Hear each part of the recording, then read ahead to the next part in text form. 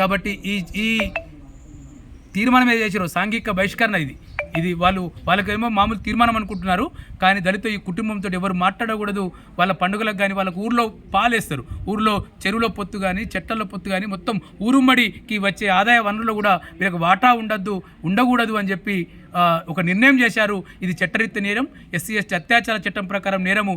కాబట్టి ఈ తీర్మానం దళిత యువకుల్ని దళిత కుటుంబాన్ని సాంఘిక బహిష్కరణ చేసిన వెలివేసిన బలవంతంగా వెట్టి చాకిరి, ఒక రకంగా ఇది వెట్టి చాకిరి, దప్పుకోవటం అంటే వెట్టి చాకిరే, తనకు నచ్చిన వృత్తి చేస్తారు.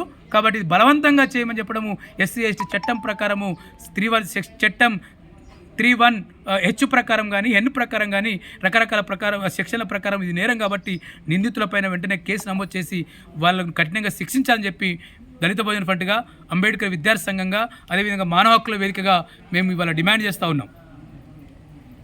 అన్న ఒక మాట చెప్పు, ఎక్కువైపోయింది మామూలుగా చెప్పు, 3 నిమిషాలు చెప్తాను. ఏకుండా చెప్తాడు మన దివాకర్ కూడా ఒక మాట చెప్పు. చంద్రన్న నువ్వు కూడా ఒక మాట.